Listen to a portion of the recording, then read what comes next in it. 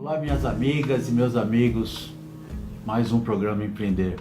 E hoje, com um grande prazer, estou recebendo aqui o Fernando, que tem um programa Esporte Mania na Rádio Sportnet, Rádio Web. Eu já tive o prazer de ser entrevistado por ele e hoje vou entrevistá-lo.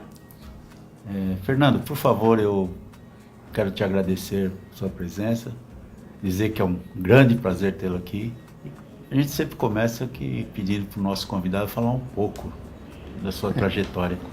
Até primeiro, eu que agradeço porque agora estou devolvendo a visita, né? A amizade é assim, ele foi lá visitar, agora eu volto a visita. O Sportsnet é um site que começou com uma brincadeira, eu e mais 3 amigos, quando eu era treinador do Clube Atlético Taboão da Serra. A gente começou com uma brincadeira que a gente queria falar de futebol por causa de bronca com Eurico Miranda, com Ricardo Teixeira, o que não é nenhuma novidade no futebol brasileiro. Sim.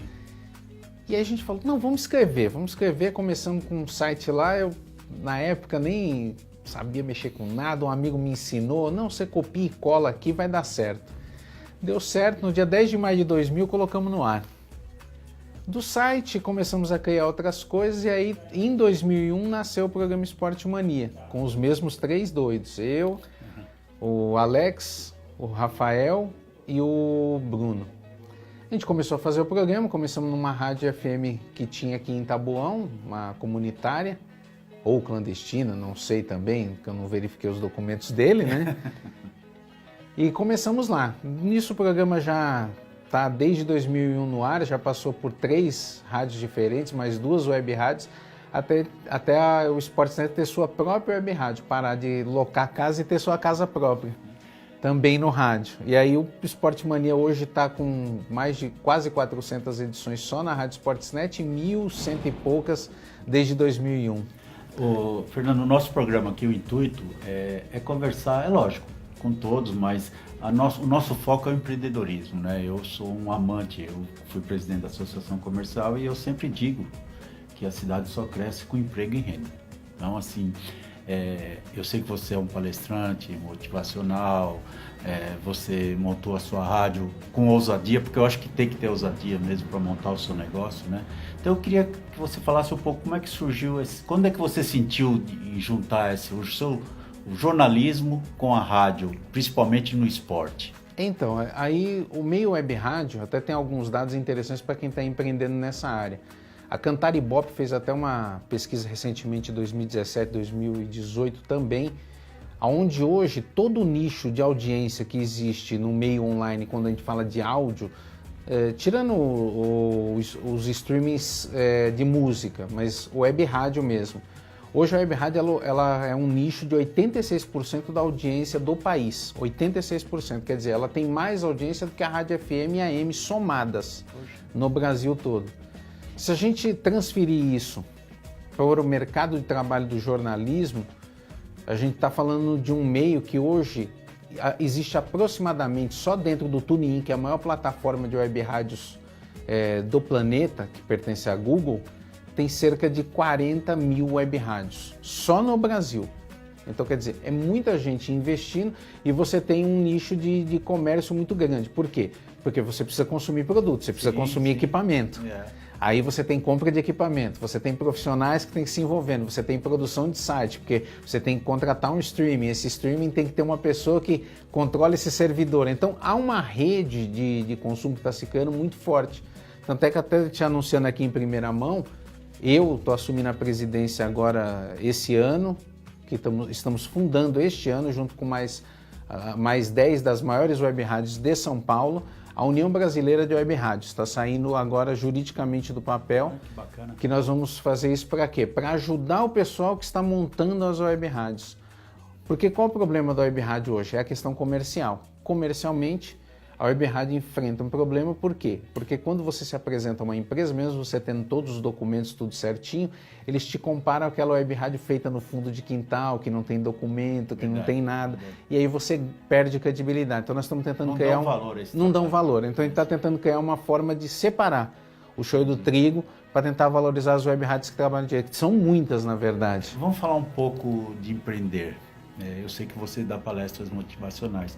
O que você falaria hoje para aquela pessoa que, de repente, está sem emprego, ou aquela pessoa que quer realmente inovar, quer ser o próprio patrão, que às vezes o pessoal acha, vou ser patrão, não vou trabalhar tanto. Pelo contrário, vai trabalhar Não vai trabalhar né? mais. Mas o que você...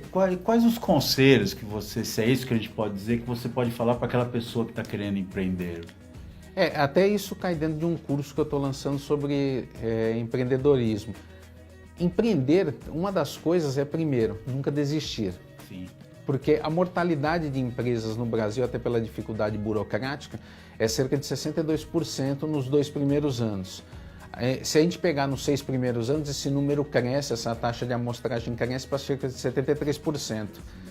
Então, isso já é você vendo esses números, você já se desmotiva a querer entrar no mercado. Sem contar, né, a carga tributária. Que é enorme, a burocracia, né?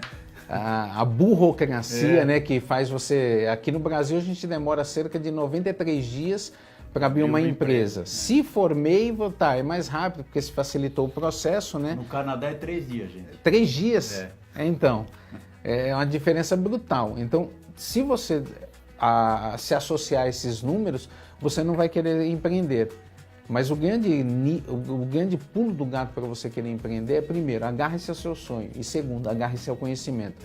Conhecimento é arma, conhecimento é poder. Quanto mais conhecimento você tiver, não só sobre a sua área, mas sobre todas as áreas. Até o pessoal ensina sempre em jornalismo que jornalista que só enxerga a área que quer escrever, ele está perdido, ele tem que ter visão 360. Sim, verdade. E o empresário que afunda, ele também tem esse problema, porque ele só quer enxergar o nicho dele. Eu sou contabilista. Aí ele só quer falar de contabilidade. Se ele não souber falar do resto, ele está... A gente fala muito isso aqui, porque o brasileiro, e assim, não é uma crítica, acho que até em termos de cultura, ele acha que ele não precisa planejar. Se ele conhecer o ramo, ele pode montar um negócio que ele vai ter sucesso. E eu aconselho sempre que 70% do negócio é o planejamento, né? Total. E às vezes a pessoa fala, mas eu sou um bom cozinheiro, eu cozinho muito bem, todo mundo, vou montar um restaurante, estou feito. E não é assim. Né? Tem que ter o planejamento, porque o Brasil, infelizmente, eu digo infelizmente porque a carga tributária é terrível. Os impostos são malignos, né? Então, se a pessoa não se planejar, não se formalizar, não se qualificar, com certeza ela está fadada a entrar nesse ela entra nesse nicho e tudo isso também tem que combinar com uma coisa. Nós estamos numa era de um mundo onde a influência digital é muito forte. Então, se você souber usar os meios digitais para valorizar, porque tem 2 coisas que são fundamentais. Primeiro, quando você cria o teu negócio, qual é a tua base de conhecimento? Qual é o networking que você vai montar em cima disso? E segundo, se suas mídias digitais estão bem formatadas e formalizadas de acordo com cada uma delas, sua funcionalidade e o seu mercado e o seu nicho de produto. O seu nicho de produto e o seu nicho de mercado. Quem é teu público-alvo? Se você souber montar essas coisas, você consegue caminhar e você consegue pelo menos respirar nos primeiros... Porque o fundamental é você respirar os 8 primeiros meses. Se você conseguir respirar, meu amigo, depois você vai conseguir andar bem. Não então, precisa do balão de oxigênio. Não precisa do balão de oxigênio, nem da UTI, né? Que é o principal. Eu acho que assim, a gente precisa estimular essas pessoas a empreender, né? Tem gente que fala, você vai associar o seu nome ao CNPJ, você vai ter problema. E isso a gente precisa tirar isso da cabeça. Esse é um estigma que... O medo das pessoas em empreender. É por isso que nós temos tanta informalidade. Muita gente na informalidade, né? A gente vê os documentos, você mesmo falou, 90 dias para se abrir uma empresa. Num país de primeiro mundo é de 3 a 5 dias. Então, assim, desestimula qualquer um, né? Deixa eu falar, e suas palestras, né? Você, até para alguém, se tiver interessado, eu acho que você tem que ter essa motivação. E organização. A gente sabe que você fala muito sobre... organização. Queria que você falasse um pouco sobre isso. Organização é uma coisa que uma vez eu lembro que eu comecei a falar muito sobre isso quando eu assisti uma palestra de um cara chamado Roberto Chmielewski, que é um dos papas da coisa. E ele contava uma história que a cultura japonesa, ela começou, depois da Segunda Guerra Mundial, a resgatar vários valores milenares que ela já cultuava. Um deles é o padrão de organização. uma terra devastada por uma guerra, você com pouco alimento, com pouco transporte, saúde deficitária, tudo, e esse país se reergueu, é a terceira, hoje a quarta maior economia do planeta, já foi a segunda maior economia do planeta. E qual foi o segredo deles? O que tem de tão instigante que, se eles não são um país que não tem grandes recursos naturais, não tem grandes recursos minerais, e é um país diminuto, cabe dentro do estado de São Paulo. Sim, verdade. E aí a gente pega, eles se basearam, lógico, primeiro na cultura, segundo na organização. É um povo que é extremamente metódico em algumas situações. Lógico, ser metódico em tudo às vezes prejudica a criatividade, mas organização é fundamental. Planejamento, né? É fundamental, é fundamental. Fernando, crise, né? Eu não gosto de usar essa palavra, né? Crise, eu acho que a gente precisa enfrentá-la, né? Como diz o ditado, né? Enquanto uns choram, outros vendem lenço, né? Eu tive um professor que ele transformava a palavra crise, ele usava sempre a palavra problema. E ele falava assim: você vai ter problemas pro resto da sua vida, só tem um jeito de você não ter problema, morrendo. E ele brincava: eu rezo todos os dias para ter problemas todos os dias, porque o dia que não tiver mais problemas é porque eu morri. A crise é algo do capitalismo, ele é algo do capitalismo. O capitalismo, ele vive de crise, ele vive de crise. Se a gente pegar as 10 maiores corporações do mundo hoje, você pega, qual é a marca mais valiosa do mundo? É a Apple. A Apple surgiu aonde? Na crise do petróleo dos anos 70, que ela viu um nicho para usar a tecnologia para trazer as pessoas para investir em outro mercado, e ela veio. Eu costumo dizer assim, que a gente sai de uma crise entre outra, né? Sim, sempre. Esse negócio que o pessoal fala, então, tá em crise. Tá, realmente, às vezes a gente até sente, mas você não pode pensar só nisso. Então, a crise vai existir sempre, né? Depende da forma que você vê-la, né? É verdade, ela sempre vai estar acompanhando, porque ela faz parte da coisa da sazonalidade do mercado. A sazonalidade do mercado, ela se baseia em quê? Especulação. Aí a especulação derruba alguém, só que em detrimento alguém se dá bem com isso. E a gente tem que saber viver com isso. É verdade, Fernando.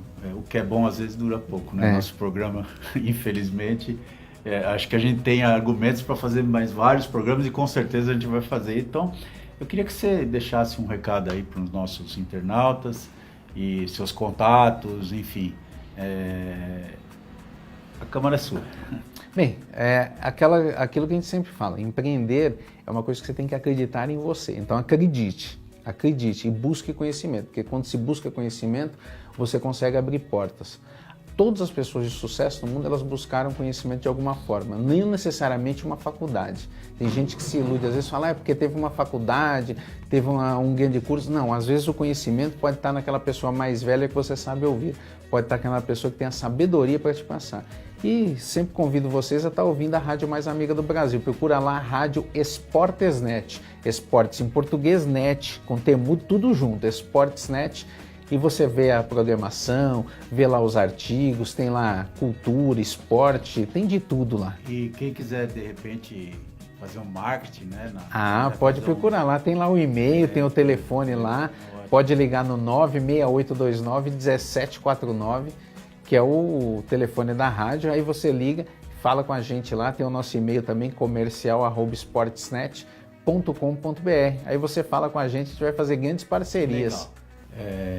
Fernando, mais uma vez eu fico muito grato com a sua presença e vamos conversar mais vezes, pode ter certeza. Viu? Sempre. Pessoal, acabou o nosso programa, nós temos aí nossos contatos para críticas, sugestões e até a próxima.